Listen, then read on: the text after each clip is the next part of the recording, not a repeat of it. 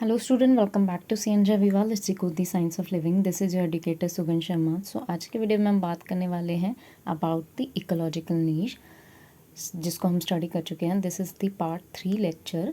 सो अगर आपने part 1 and part 2 नहीं देखा है तो आप चैनल पर देख सकते हैं.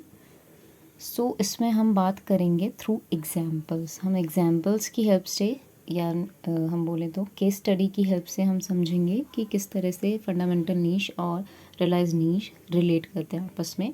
सो इसमें एग्जांपल लेंगे हम बार्निकल्स का. बार्निकल्स क्या हो गए? आर्थ्रोपोड्स हो गए.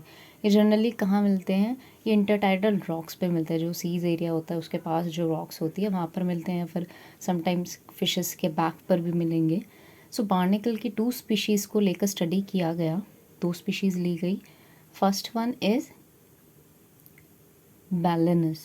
पहली स्पीशीज़ थी बैलेनस एंड जो दूसरी स्पीशीज़ थी वो हमारी थी थैलमस, थैमलस. सो बैलेनस जो थी वो स्ट्रॉन्ग थी कंपैरेटिव टू थैमलस, और जो थैमलस था अगर बैलेनस से देखें तो वो वीक स्पीशीज़ था. तो अब क्या किया गया, इनके हैबिटेट को जनरली देखा गया कि ये रहती कहाँ हैं. तो जनरली ये कहाँ थी? इंटरटाइडल रॉक्स पर थी. वही सीज एरिया के पास जो रॉक होती हैं उस एरियाज पर ये मिल रही थी, बट लोकेशन अलग अलग थी. हम बोल सकते हैं नीश अलग अलग था. तो अगर हम रॉक ड्रॉ करेंगे, सपोज़ ये रॉक है, एक इंटरटाइडल रॉक है, दिस इज़ द रॉक. तो यहाँ पर अगर हम वाटर बनाए कि सीज एरिया के पास जो पानी में डूबा हुआ एरिया है रॉक का, या फिर वेट एरिया हम बोल सकते हैं. सो अलग अलग प्रोबेबिलिटी थी कि कोई स्पीशीज़ कहाँ पर पाई जाएगी. सो जो थैमलस की बात थी, अब हम केस स्टडी की हेल्प से इसको समझते हैं. केस नंबर 1 ले लेते हैं सबसे पहले. सो केस नंबर 1 में अगर हम सिर्फ थैमलस ले रहे हैं, सो केस नंबर 1 में हमने सिर्फ क्या लिया है? थैमलस. यहाँ पर क्या प्रेजेंट है कि हम सिर्फ सोच रहे हैं कि यहाँ पर थैमलस प्रोड्यूस है, मतलब यहाँ पर बैलेनस कहीं पर भी प्रेजेंट नहीं है. तो थैमलस क्या देखा गया कि पूरी रॉक को ऑक्यूपाई कर लेता है. यानी इंटरटाइडल जो भी हमारा वेट एरिया है या ड्राई एरिया, सारी जगह क्या मिलेगा? थैमलस की स्पीशीज़ मिलेगी. सो ऑक्यूपाई इंटायर रॉक, हम बोल सकते हैं वेट और ड्राई दोनों रॉक्स को ऑक्यूपाई करेगा. केस स्टडी अगर सेकेंड ले, अब हमने क्या किया कि बैलेंस तो प्रेजेंट है ही, वहाँ पर इंट्रोड्यूस कर दिया. थैमलस तो प्रोड्यूस है ही, वहाँ पर इंट्रोड्यूस कर दिया बैलेंस को. तो बैलेंस अलॉन्ग विद थैमलस. थैमलस प्रेजेंट था. अब हमने देखा कि ये किस तरह से बिहेव करता है ये स्ट्रॉन्ग स्पीशीज़ के प्रेजेंस में. फिर से रॉक ड्रॉ कर लेते हैं अपनी कि ये suppose that was a rock. तो रॉक एरिया में अब हम देखें वापस से हमने इसकी प्रेजेंस में अब देखा तो क्या मिलेगा हमें कि जो थैमलस था उसने अपना एरिया कहाँ शिफ्ट कर लिया? वो नीचे जो वेट एरिया था उसे छोड़ दिया उसने, क्योंकि वो ऑक्यूपाई किसने कर लिया? बैलेनस ने. अब बैलेनस स्ट्रॉन्ग स्पीशीज़ है तो वो ईजिली एलिमिनेट कर देगा थैमलस को वहाँ से. तो इस तरह से क्या देखा गया? बैलेनस ने हमारा लोअर एरिया ऑक्यूपाई कर लिया और थैमलस ने बैलेंस का जो हैबिटेट है वो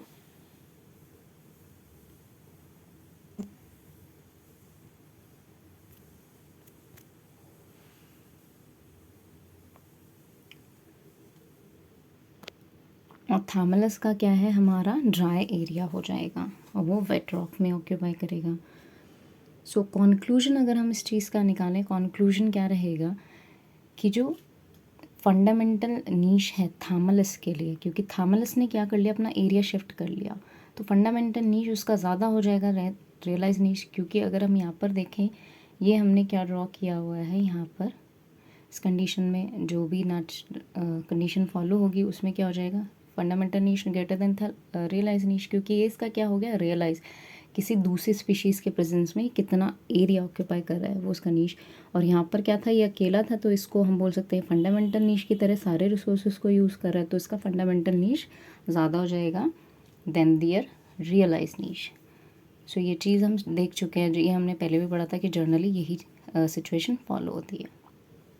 सो दैट वाज अबाउट कि जब थैमलस की प्रेजेंट बैलेनस के प्रेजेंट में थैमलस को ग्रो किया जाएगा, देखा जाएगा। अब हम केस स्टडी लेते हैं दूसरी, थर्ड केस स्टडी में। अब हमने क्या किया, हमने बैलेनस का बिहेवियर देख लिया थैमलस के प्रेजेंस में। अब हमने सिर्फ बैलेनस को अकेला रखा है, अभी यहाँ पे थैमलस इंट्रोड्यूस नहीं किया रॉक एरिया में वापस से।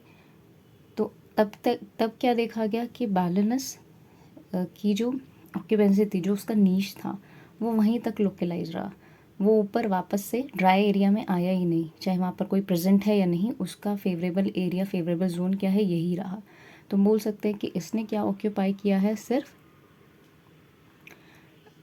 ऑक्यूपाई किया वेट रीजन, वेट रॉक को, वहाँ पर चाहे थैमलस था या नहीं। तो कॉन्क्लूजन इसका क्या निकलेगा, कॉन्क्लूजन, क्योंकि ये हमारा क्या हो जाएगा, इसका fundamental niche is equals to realize niche, जो हमने अभी अभी देखा, जो हमने बोला था एक्सेप्शन केसेस में होता है फॉर बैलेनस। सो जैसे हम देख रहे हैं यहाँ पर बैलेनस के लिए क्या हो जाएगा, क्योंकि बैलेनस का ये एरिया तब क्या था, फंडामेंटल, ये इसका रियलाइज नीश था, क्योंकि यहाँ पर 2 स्पीशीज़ प्रेजेंस थी।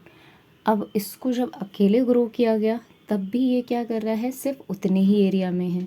यहाँ पर तो ये इसकी प्रेजेंस में है थैमलस की, और जब इसको अकेले ग्रो किया गया यहाँ पर, तब भी ये क्या है, अकेले छोड़ दिया गया, तब भी ये क्या कर रहा है, इसकी प्रेजेंस में भी इतना ही एरिया ऑक्यूपाई कर रहा है। तो ये इसका क्या हो जाएगा, फंडामेंटल नीश हो जाएगा।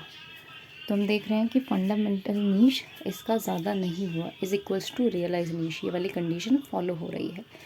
सो यही था एक्सेप्शन केस की, जो कुछ स्पीशीज़ होती है वो किसी स्पीशीज़ की प्रेजेंस या एब्सेंस पे डिपेंड नहीं करती है, बट उनका रियलाइज नीश फंडामेंटल नीश के इक्वल होता है।